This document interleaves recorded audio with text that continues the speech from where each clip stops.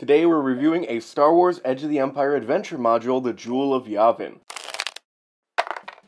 Okay, so the Jewel of Yavin is by far, I would say, the best adventure module for Star Wars Edge of the Empire, and definitely one of the better ones. Now, the best one I've actually read so far. I haven't read all of them for the Star Wars RPG. There's Age of Rebellion, Force and Destiny ones, blah blah blah. But this definitely is going to be up there as one of the best. And the basic idea is that it's a heist, a big, fun, adventurous romp of a Ocean's 11 style heist movie on Bespin, or more specifically, Cloud City. The entire adventure, all 3 acts, on Cloud City, and yet it still manages to be very varied in its content, its type of content, the roles of players that it caters to, as well as locations within Bespin. It never feels stale. You're always doing something new in new places. It feels very varied, as opposed to Mask of the Pirate Queen, which felt kind of redundant even though you went to a couple different locations. And like any adventure module review I do, this is mostly for GMs, because there's going to be some spoilers,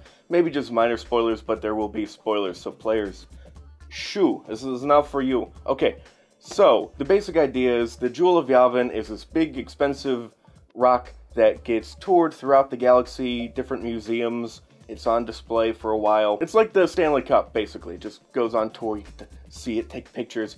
Only now, at its final stop in Bespin, it's going to find a permanent home. It's going to be auctioned off at this prestigious gala at the end of a race. There's going to be a big race, and then it's going to find a new permanent home with just a regular person, some rich asshole who bids on it at this big, expensive gala.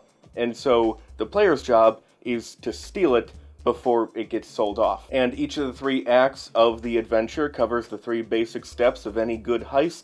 First act is all about the planning phase, the second act is all about the heisting phase, and the third act is all about the let's get the hell out of here phase. And it may seem kind of boring, I guess, maybe at first, that a whole act is all about planning and gathering intel. It's actually really interesting and varied.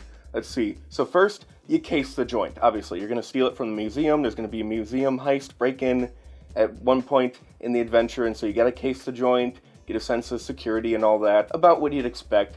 But also, you want to scout information on racers, because there's going to be this Cloud City race, the Cloud Car race, and so you want to gather intel on the rival racers that you're going to be competing against. That's going to be your into the gala event, is competing in this race. And so that's 2 players doing that job right there, but that's in the second act. For now, you're just going to be gathering information, also perhaps eventually upgrading your cloud car. There's some modifications you can do. Maybe your players might take it upon themselves to sabotage other racers' cars, which I may or may not have done as my mechanic. Me and a buddy, he helped me stealth over into where they kept their cloud cars and did some sabotage. That was fun. And so any information on them is going to be beneficial. Also, the players will be directed to gain some information on the other participants at the gala auction, because you can use that information to pit them against each other and have the price, the final bid of the Jewel of Yavin just skyrocket,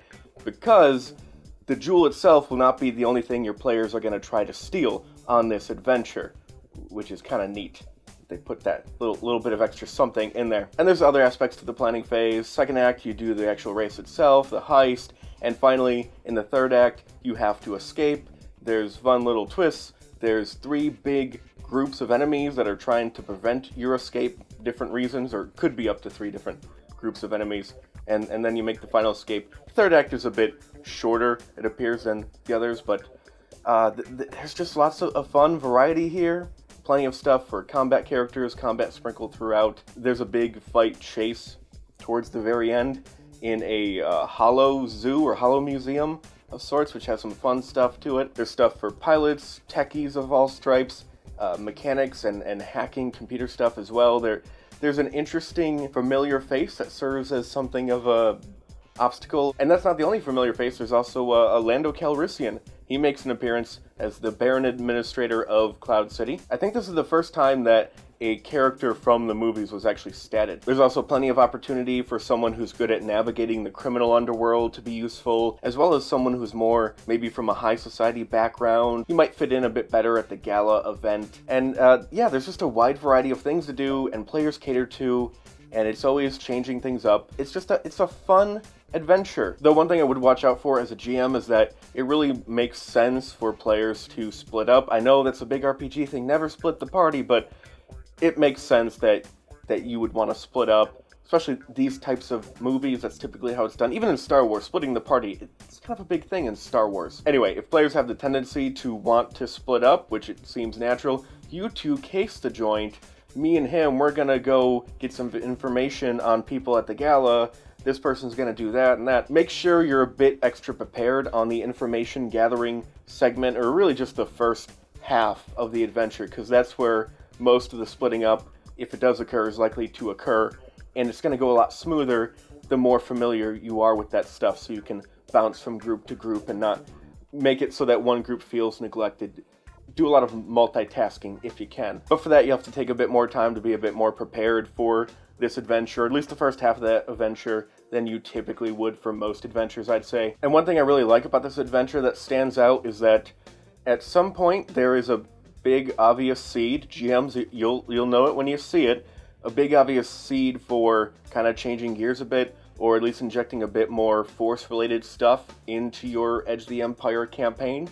Not necessarily so, it doesn't like take over the adventure or anything, but a seed is planted, at which point you could, right after this adventure, or just later down the line, maybe you start with this adventure, at some point you know you want to bring in the Force, make it a bigger part of this campaign, change gears from Edge of the Empire into a Force and Destiny campaign. To do that later on in your adventure and bring this thing referenced, it's a character, bring this character back, and then you can take that turn. And this is one adventure book that I would emphatically call an adventure. You know, Outer Rim or Beyond the Rim, that was one I saw where it's a fine adventure, it's serviceable, but I see mostly just a bunch of parts I like. I want to split up and move it into all these different places. Like, think of it as a big modular thing and then just arrange it. All these different tools to GM with.